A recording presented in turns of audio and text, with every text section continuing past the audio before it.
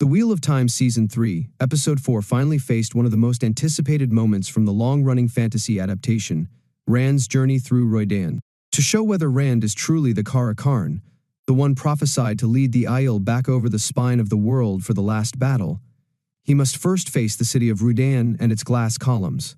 All Aiel clan heads walk the columns and experience visions of their ancestors to understand the hidden origin of the people.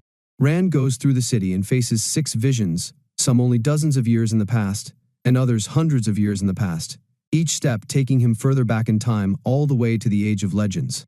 In Rand's first few steps into Rhoydan's glass columns, he's transported back to the Aiel War, soon after his mother gave birth to him at the base of Dragonmount, and he was taken by Tam. He sees through the viewpoint of Janduin, the clan chief of the Tardad Aiel and Rand's biological father. Janduin finds Tigraine, Rand's mother, dead where we last saw her in Season 1. He tells her he took the life of the Oathbreaker King, that was the reason for the entire Aiel War to begin with, using his spear. Then he screams, after accepting that his wife is dead and his child is lost. Rand's second vision shows through the eyes of Mandine, a clan chief who lived as Rhoydan was being built. He's told by his wife Sieldre that she spoke with the Aes Sedai in a dream that many Aiel clans are heeding the call to join him here, and those who do not will be forgotten. Mandine then goes into the city to speak with the gathered chiefs and the Aes Sedai. The woman explains she called them there because the last people who were truly Aiel are all dead now. She says those last true Aiel built the city and planted the Avendesora tree at the heart. She challenges the chiefs on many of the Aiel traditions, like why they don't carry swords. The Aes Sedai say there is too much they don't know and order their leaders, both chiefs and wise ones, to come to the city and their ancestry. The chiefs will go through the newly made glass columns and learn the true origin of the Aiel before they lead their clans. She says they must all know why the Aes Sedai call the Aiel Oathbreakers. Mandane offers to be the first clan chief to face the columns and the Aiel ancestry. The third idea of Rand's ancestors is a big one. This long-distant family member, Luwin, strongly resembles Rand and starts with him reveling at a Korra sapling that will become the Avendesora tree. Their people have arrived by several covered trucks to build a city, Rhoydan, that will be one of peace.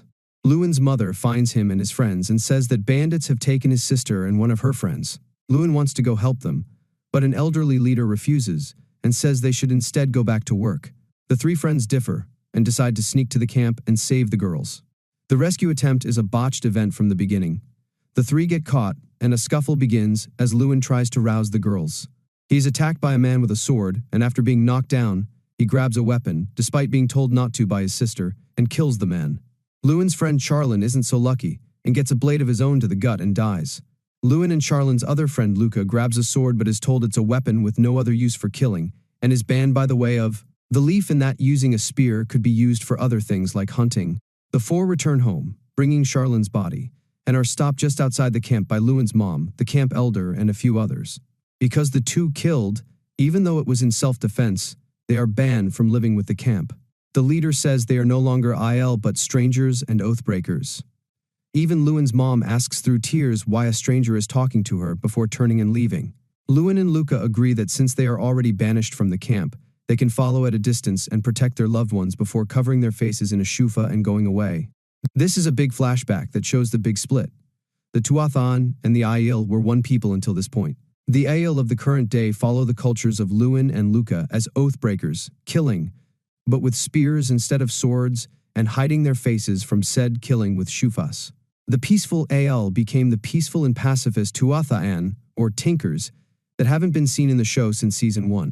The 4th vision shows a man called Jonai, in the wake of a deadly attack on a wagon caravan.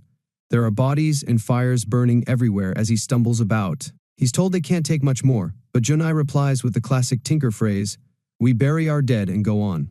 What else is there?" Jonai wants to take the Aiel across the spine of the world, where they can build a city of peace, but after this attack, others would rather move south.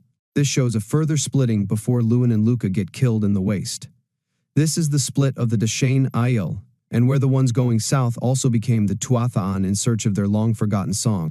Rand's 5th vision puts him in the eyes of a man during the breaking of the world at the end of the Age of Legend.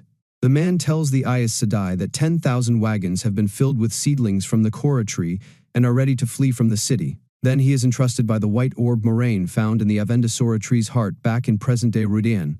The Aes Sedai tells the man it is the strongest sangreal, a magical item that can enhance Aes Sedai powers to extremes in the world. Its companion is the Sword Kalendor, which Moiraine wants Rand to pull from the Stone of Tyr as soon as possible.